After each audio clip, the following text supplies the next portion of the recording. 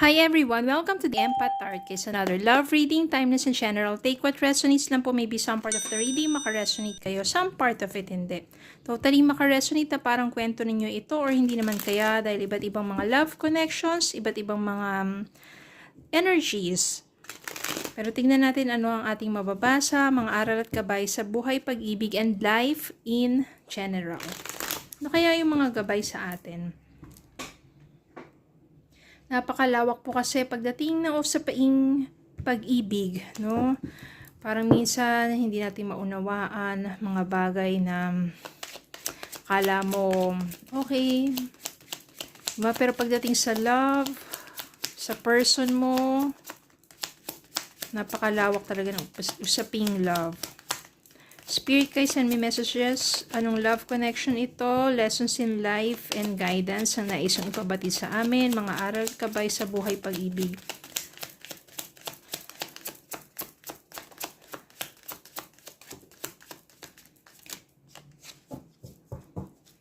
Send me more messages sa spirit guide.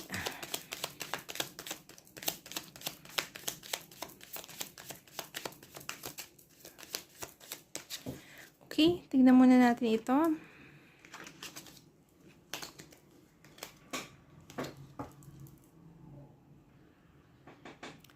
Seven of Pentacles. Ten of Cups. Ten of Swords. The Hangman. Seven of Cups. Page of Wands. And Knight of Pentacles. Kuha pa tayong isa, bottom of the deck. Two of Pentacles. I can sense here more of earth sign ito, Pentacles, and meron din mga water sign. So, Ten of Swords. Endings.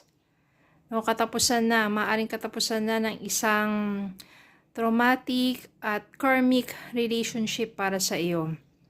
Yung parang punong-puno na, tama na, enough na, hindi mo na kaya, sobrang sakit na ng kalooban mo, ng damdamin mo, imbis na love, puro na lang hatred, wala na, tapos na, ending na. Kasi yung person mo, paulit-ulit ka na lang, sinasaksak patalikod, niloloko, nilalapastangan. Kaya tama na. Enough na.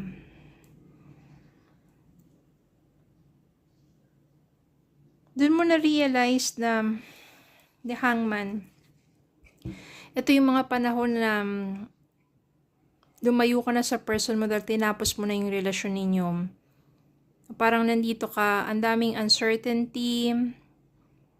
Parang feeling mo your lack of direction. Wala nang patutunguhan ng buhay mo. Kasi para magsisimula ka ulit eh.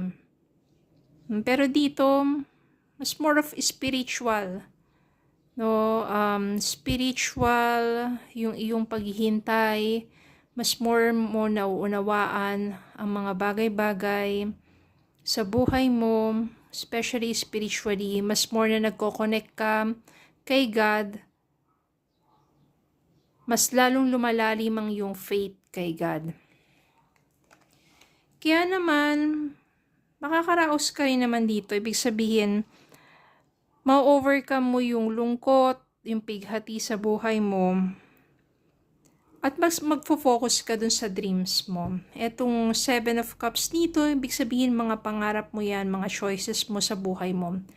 Ang dami mo palang pangarap na hindi natupad dahil na lang nandun ka, nasadlak ka sa isang toxic na relationship. Pero this time, ito na yung simula ng buhay mo para unti-unti ulit makamit kung ano yung mga pangarap mo na hindi mo nagawa before. Ang dami mo palang options sa buhay, ang dami mo palang pwedeng gawin. No, nandiyan yung gusto mo mag-aral ulit, matutunan ng mga bagay na gano'n. You want to be involved in sports, in arts, in music, in business. Ang dami. Kaya naman dito, may mga opportunities na dumarating sa'yo. Kaliwat kanan. Kaya yung Two of Pentacles dito, kailangan mo lang balansehin ang oras mo, panahon mo. you need more of time management kasi ang dami nga pumapasok sa'yo, ang dami mong racket, ang dami mong ginagawa. At mas maganda yon kasi kapag busy ka, hindi mo na masyado naiisip pa yung nakaraan.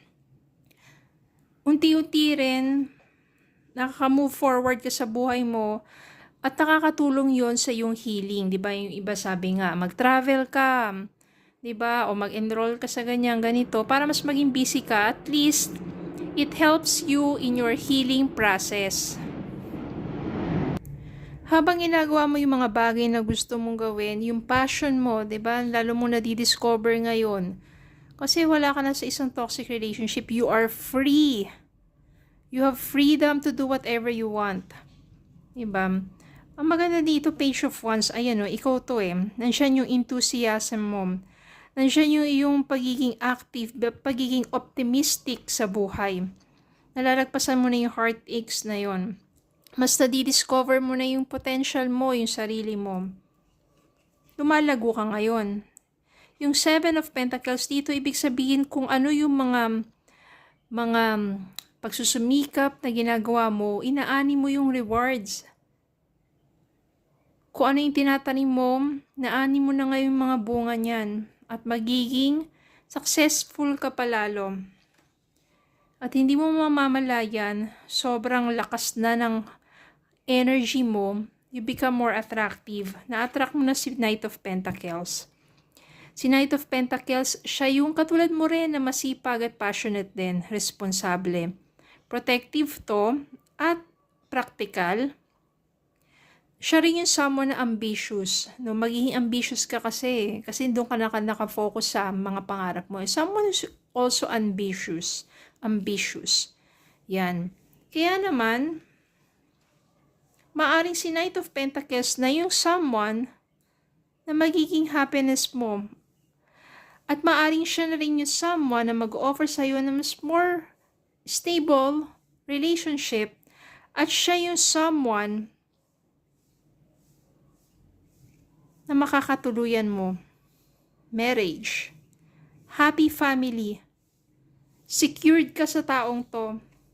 Ibig sabihin secured, hindi mo na kailangan mabaga-bagba na niloloko ka or, di ba, pagpapalit ka. Hindi, secured ka.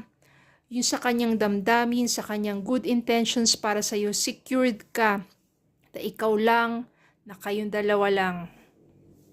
At doon bubuo kayo ng sarili ninyong pamilya. Commitment, marriage. Full of love, abundance of love, joy, happiness.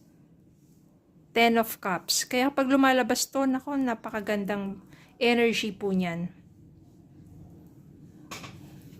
Yun po ang pinakamahalaga kapag nandyan kayo sa heartaches, bumangon kayo, mag-move forward kayo sa buhay ninyo, mag-focus kayo sa sarili ninyo, then, ma-attract nyo yung someone na deserve ninyo. Katulad dito, si Knight of Pentacles, siya yung deserve mo. And you will have a happy family.